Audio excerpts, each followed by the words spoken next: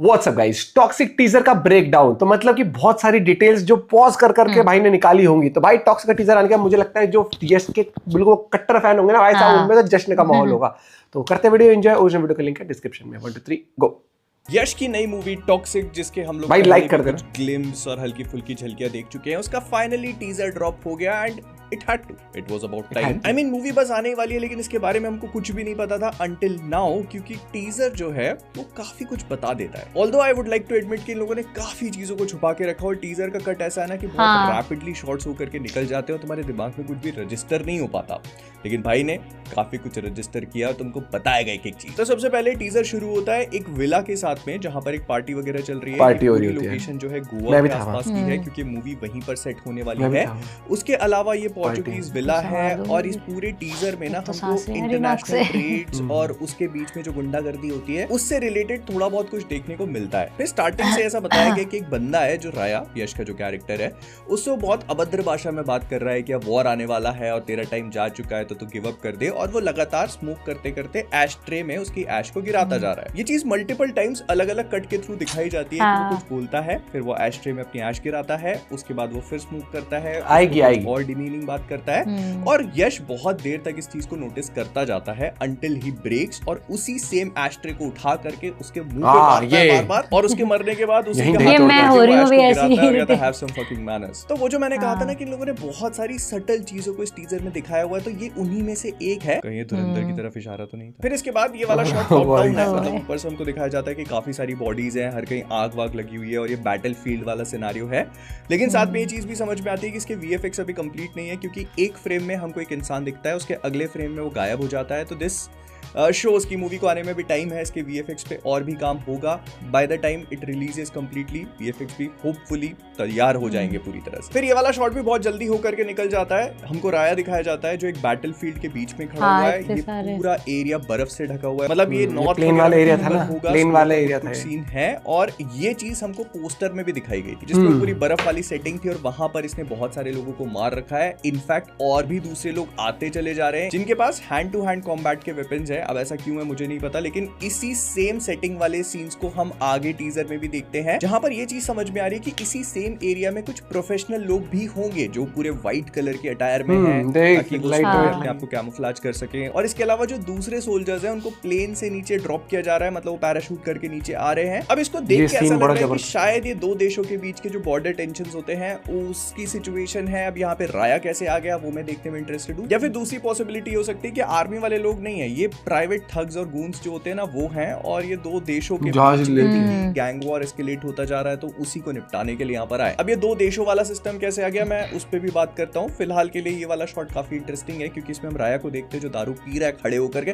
There are a lot of shots जहाँ पर ये दारू पी रहा है और अय्याशी कर रहा है। तो इस वाले शॉट में जो इंटरेस्टिंग चीज है ना, वो इसकी गाड़ी की नंबर प्लेट, इस पे जीपी लिखा हुआ है, जो कि पोर्चुगीज है, मतलब गोवा में जो पोर्चुगीज कंट्रोल था उस टाइम पे ये नंबर प्लेट्स यूज की जाती थी। And since we are here, तो इस मूवी में हमको अलग अलग टाइमलाइंस भी देखने को मिलेगी। मतलब राया के लुक के थ्रू ये समझ में आ रहा है कि मूवी जो है टाइम में काफी आगे पीछे होती है। नाउ ये जो पूरा मैंने पोर्चुगीज कंट्रोल बताया था ना, तो पोर्चुगीज जो थे उन्होंने गोवा में कंट्रोल किया, और हो सकता है कि मूवी उनके टाइम से लेकर, मतलब जब वो कंट्रोल में थे तब से उनके जाने के बाद तक की कहानी को भी एक्सप्लोर करे, और ये पूरा मैटर कुछ ट्रेड वगैरह से रिलेटेड हो, क्योंकि हम यहाँ पर चाइनीज लोगों को भी देखते हैं जिनसे राया के लोग डील करने की कोशिश कर रहे हैं। And it all comes down to controlling the routes. जैसे हम राया के लोगों को देखते हैं कि वो ट्रेन को जाके रोक रहे हैं, फिर इसके बाद सी पोर्ट पे भी कुछ लफड़ा चल रहा है, आग वाग लगाई जा रही है। तो इट्स बेसिकली राया जो कि गैंगस्टर है, वो कैसे ट्रेड को टेक ओवर कर लेगा, और इस वजह से जिन दूसरी कंट्रीज के पास अभी तक अपर हैंड था ट्रेड में, वो इसके साथ कॉन्फ्लिक्ट में आएंगी। और ये तो हो गई उसके बिजनेस वाली साइड, लेकिन इसके अलावा उसकी पर्सनल लाइफ वाली साइड भी इसमें थोड़ी बहुत दिखाई जाती है, जैसे ये पलंग तोड़ने वाला सीन।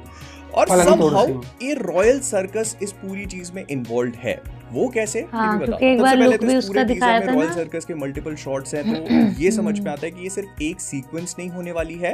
उसके अलावा हम एक जोकर लाइक फिगर को अंदर एंटर करता हुआ देखते हैं, और आखिरी में जो यश के सेकंड रोल का पूरा पार्ट दिखाया गया, तो पीपल माइट एक्सपेक्ट कि ये वही कैरेक्टर हो सकता है, लेकिन मुझे ऐसा नहीं लगता। आई फील लाइक ये कोई नॉर्मल सा गुंडा होगा जो कि देखने में स्टाइलिश लग रहा था, और ये शॉट भी अच्छा है, तो इस वजह से इसको क्यूरियोसिटी बढ़ाने के लिए टीजर में डाल दिया। एंड ऐसा क्यों है मैं उसका रीजन भी एक्सप्लेन करता हूँ। तो इस टीजर में हमको यश यश के मल्टीपल लुक्स देखने को मिलते हैं, जिसमें उसकी दाढ़ी तो वैसी की वैसी है, लेकिन हम उसके बालों से अंदाजा लगा सकते हैं कि वो अपनी किस एज में होगा। तो ये जो सर्कस वाली पूरी सीक्वेंस है ना, यहाँ पर एक फिरंगी लड़की के साथ लगा हुआ है, हाँ ये वही है, उसके हाथ का कड़ा देखो वही सेम है। फिर इसके अलावा यहाँ पर एक पूरी एक्शन सीक्वेंस है जहाँ पर कुछ लोगों ने इनके सर्कस पे अटैक किया हुआ है and they are just trying to defend. तो उसमें कुछ क्लाउन्स है, तो हो सकता है कि जो गुंडा हमने देखा था ये उसी ग्रुप का पार्ट हो एंड इन्हीं क्लाउन से यश भी लड़ता हुआ नजर आ रहा है। अब राया इस सर्कस का पार्ट है या फिर दूसरे ग्रुप का, ये तो देखकर ही पता चलेगा।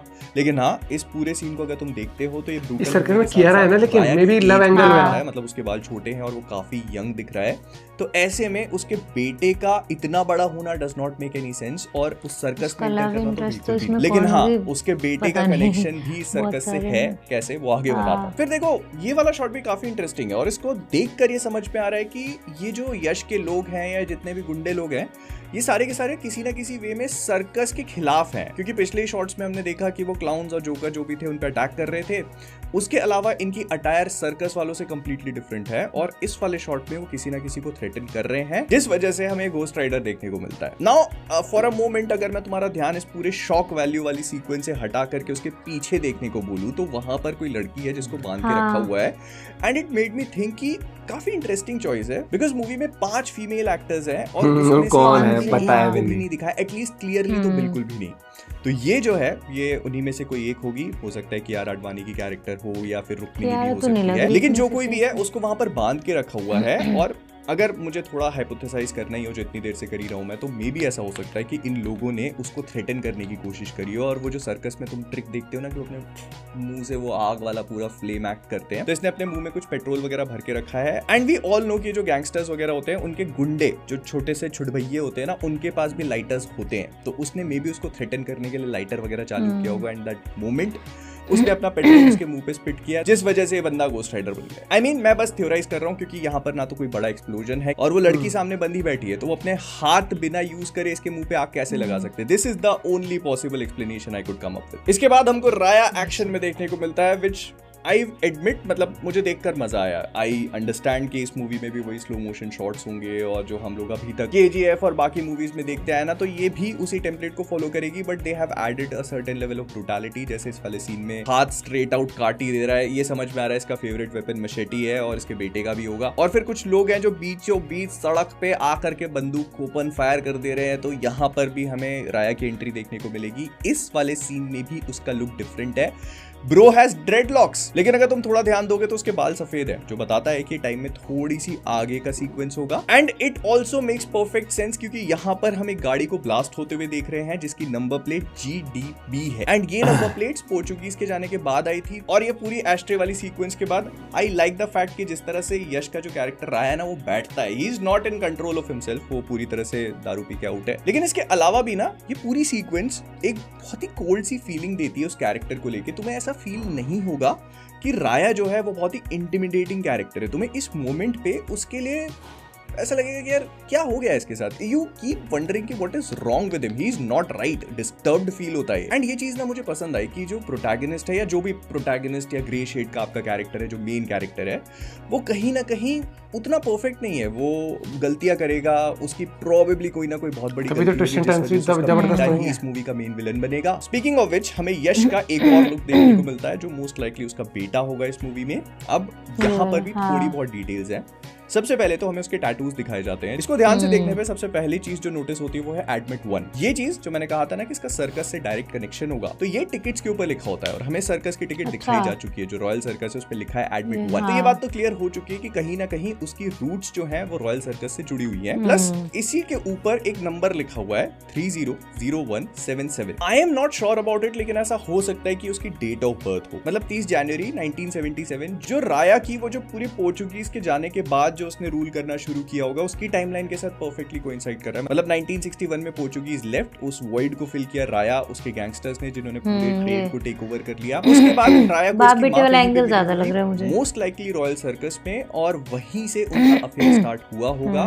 मे बी उसके साथ जो कुछ भी हुआ वो अच्छा नहीं हुआ, जिस वजह से उसका खुद का बेटा अपने बाप राया को ही अपनी माँ की मौत के लिए रिस्पॉन्सिबल मानता है। ऑल्सो ये काफी ज्यादा ब्रूटल है, मतलब देख के समझ में आ रहा है पापा की तरह मशेटी उसका फेवरेट वेपन है, जहां पर पर ये कुछ जो गुरिल्ला वॉरफेयर वाले लोग दिखाई पड़ रहे हैं उनको बहुत ही ब्रूटली एग्जीक्यूट कर रहा है, बहुत ही ज्यादा ब्रूटली। लेकिन इसके अलावा और भी कुछ चीजें हैं जो मैंने नोटिस करी, लेकिन मैं इस पूरी थ्योरी को अच्छे से फिगर आउट करना चाहता हूँ और करेंगे, मतलब कंटेंट है एक वीडियो में और अच्छे से बात करेंगे इस कैरेक्टर पे। बढ़िया, अगर मैं सच बताऊं तो मुझे टॉक्सिक का टीजर सही लगा। मतलब मैं इसे एक्सपेक्टेशन काफी कम लेके चल रहा था और पहली बार इसके टीजर को देखने में मुझे उतना इंप्रेसिव लगा भी नहीं था, लेकिन जब मैंने इसको धीरे धीरे देखा ना तब बहुत निकल गया ना, कुछ है दिखाने के लिए अभी भी स्टोरी नहीं पता, which is I think a very good choice because वही अंडर प्रॉमिस ओवर डिलीवर वाली सिचुएशन होनी चाहिए। खैर ये टीजर ही है, ट्रेलर में हमको और भी चीजें पता चलेंगी, पर हाँ मल्टीपल वॉचेस के बाद आई रियलाइज कि हाँ ये टीजर एक्चुअली अच्छा है और मूवी प्रॉमिसिंग हो सकती है। क्या जो कुछ भी है हम लोग करेंगे इसके ऊपर और भी अच्छे से बात। बाकी तुम बताना तुम्हें कैसा लगा, I want to know what you guys think. Bye bye, tata, like subscribe, bye bye भाई, लाइक कर देना। और इस डिटेल्स में अगर आप देखोगे तो हाँ बहुत सारी चीज, जैसे वो टैटू, वो ये फर्स्ट क्लिप्स में हमने जब रिएक्ट किया तो हमें भी नहीं दिखा था वो चीज कि टैटू में क्या डिटेल्स है। और मुझे लग रहा है कि लव एंगल वहां पर हुआ होगा, कियारा जैसे जो कैरेक्टर कियारा का उसके अंदर सर्कस में, वहां पर पोस्टर भी बहुत सारा है ना। और हाँ ये हो सकता है कि हाँ कि ही थिंक्स कि उसकी वजह से वो चीज हुई है, उसकी डेथ हुई है, तो फिर वो फिर रिवेंज मोड में आ जाता है उस तरीके से। लेकिन एक चीज तो है, घायल भी है, घातक भी है, हर तरीके से अगर आप देखोगे सीन्स भी बहुत जबरदस्त तरीके से फिल्माए गए हैं। मुझे सबसे बड़ी अच्छी चीज इसमें लगी कि वाइब्रेंसी बहुत है, वीएफएक्स बहुत अच्छे हैं। और बिल्कुल जैसे हमें केजीएफ पसंद आई थी, तो फिर क्या हुआ था कि बहुत सारे लोगों ने केजीएफ की थीम पर ही मूवीज बनाने शुरू कर दिया था, वैसा ही वो कलर ग्रेडिंग, लेकिन इसमें आप देखोगे कलर ग्रेडिंग भी अलग है। और इसमें कोई एक पर्टिकुलर सिटी नहीं है। आप देखोगे ना जंग हो रही है, भाई साहब बर्फ गिर रही वहां हो रही है, शिप जहाँ पे जहाज खड़े होते वहां हो रही है। उसके बाद आप जापानीज वाले एरिया थे, जापान का है, चाइना का हो गया, बहुत गजब है। प्लस जैसे अय्याश आदमी भी है, बट मतलब एक वो है कि आपके फुल ऑन एक पैकेज है प्रॉपर।